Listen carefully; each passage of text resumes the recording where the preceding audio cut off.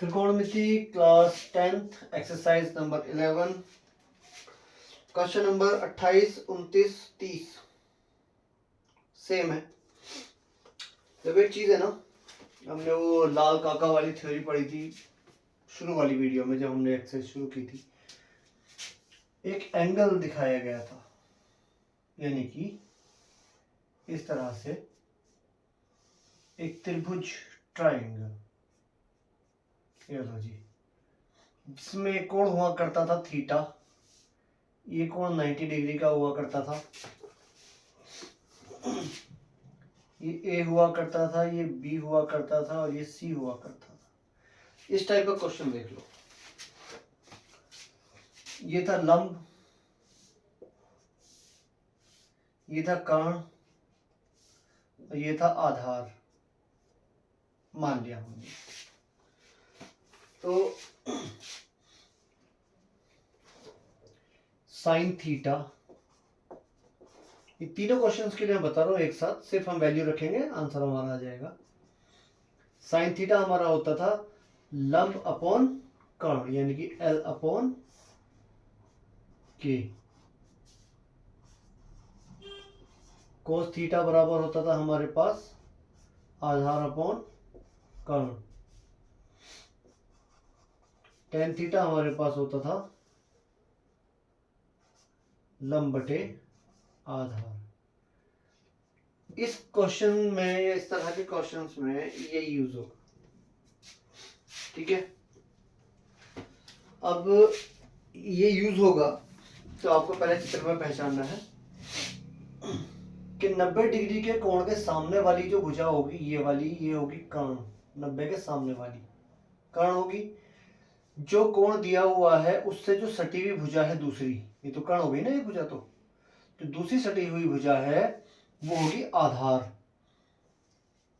और जो कोण के दिए हुए कोण के सामने की भुजा है वो होगी लंब, L।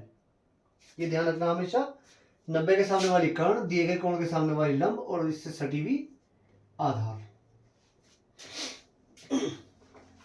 तो क्वेश्चन नंबर 28 दिया हुआ है, इसने कहा है कि एक समकोण त्रिभुज यानी कि राइट एंगल ट्रायंगल दिया हुआ है इसमें, जिसमें एंगल बी बराबर है 90 डिग्री, 90 डिग्री है बी, और क्वेश्चन नंबर है 28। तो एंगल बी बराबर है कितना, 90 डिग्री। चलो जी, हमने मान लिया कि दे रखा है इसने। एंगल ए बराबर है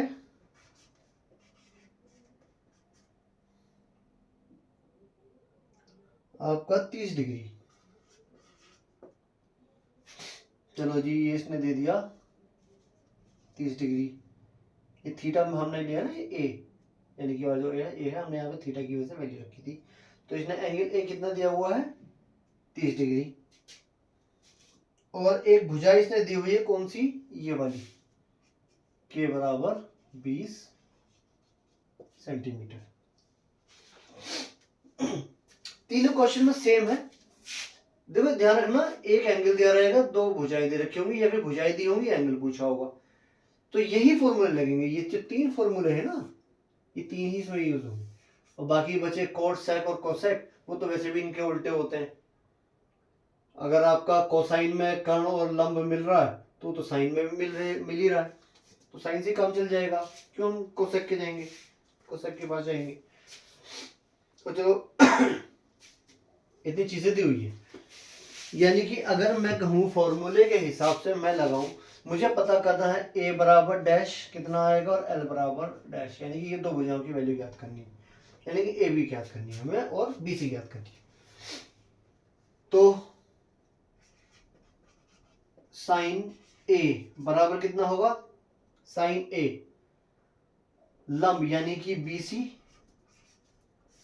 अपॉन कर्ण यानी कि ए सी, ये होगा।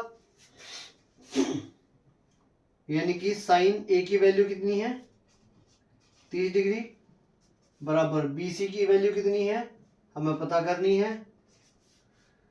बी सी की पता नहीं करनी है हमें, बी सी की वैल्यू एक छोटी सी गड़बड़ होगी, देखो लंब अपॉन, हाँ बी सी अपॉन ए सी, तो बी सी की वैल्यू हमें पता करनी है, यानी कि एल की वैल्यू हमें पता करनी है। और AC की वैल्यू हमें दी हुई है 20 सेंटीमीटर। साइन 30 की वैल्यू रख दो। साइन में 30 की वैल्यू 1/2 होती है। 1/2 बराबर BC अपॉन 20। 20 इधर जाएगा तो BC बराबर हो जाएगा 20/2। हम 20 को चलेगा ना, यानी कि 20/2 हो जाएगा बराबर 20। तो 20 में यहाँ लिख दिया, BC बराबर 20/2। 2 से कैंसिल 10 बार, तो BC की वैल्यू कितनी हो गई? BC की वैल्यू हो गई 10। अब बचा AB, cos थीटा लगा दो। ये लो, ये हो गया।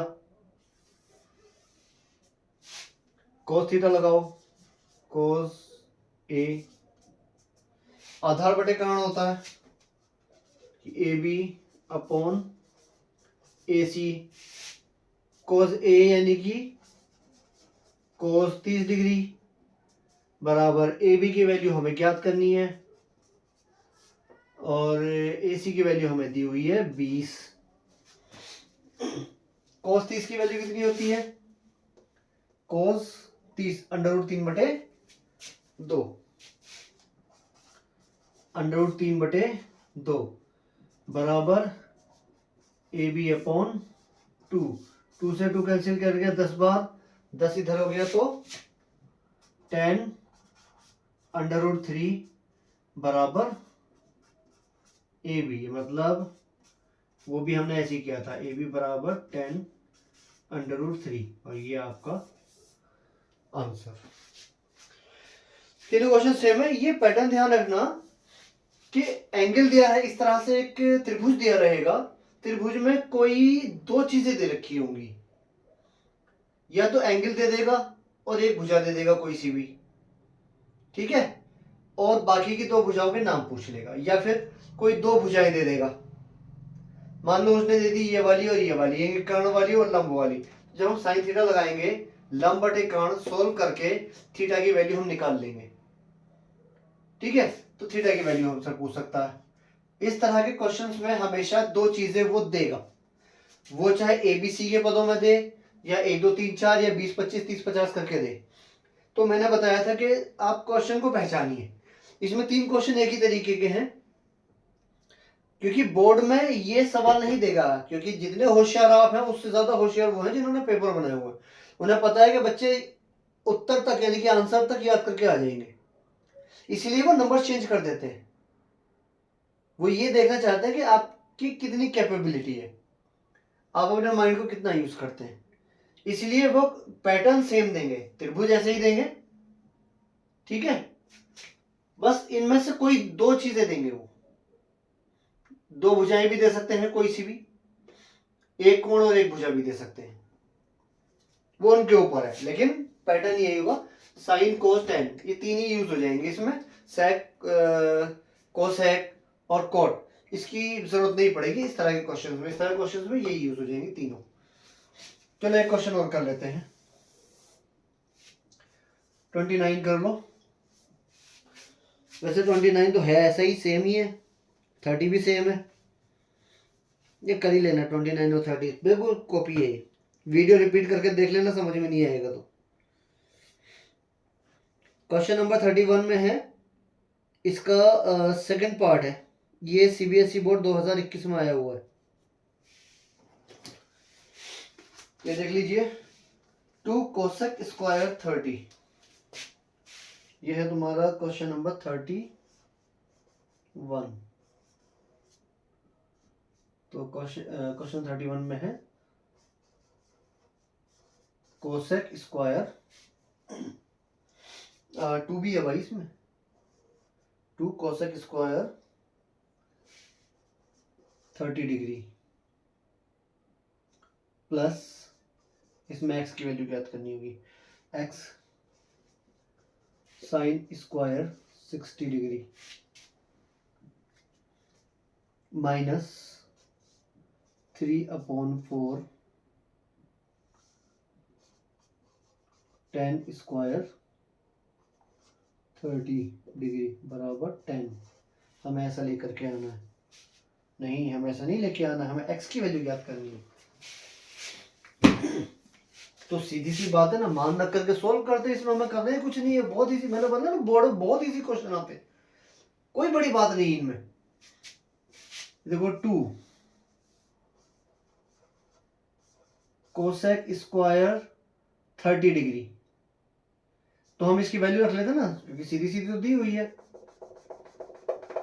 ब्रैकेट डालो 2 इंटू कोसेक स्क्वायर 30 का मतलब है कोसेक 30 का स्क्वायर, और कोसेक 30 की वैल्यू कितनी है 2 का स्क्वायर प्लस x साइन 60 का स्क्वायर, साइन स्क्वायर 60, साइन 60 का स्क्वायर, साइन 60 की वैल्यू कितनी है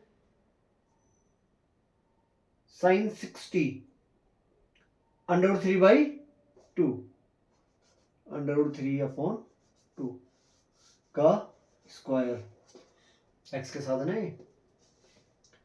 माइनस 3/4, देख लिया।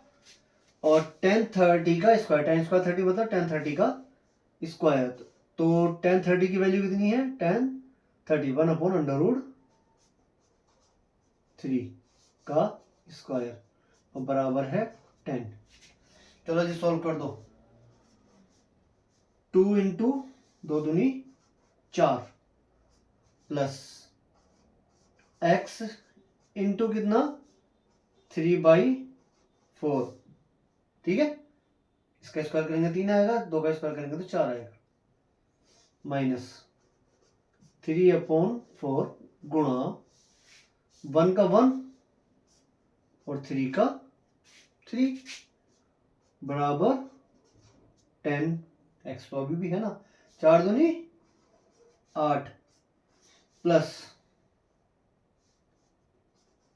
3x/4 माइनस 3 से 3 कैंसिल, 1/4 बराबर 10। मतलब 3x/4 बराबर हो जाएगा ये वाला 10 माइनस ये वाला 8 और प्लस 1/4 हो जाएगा ना।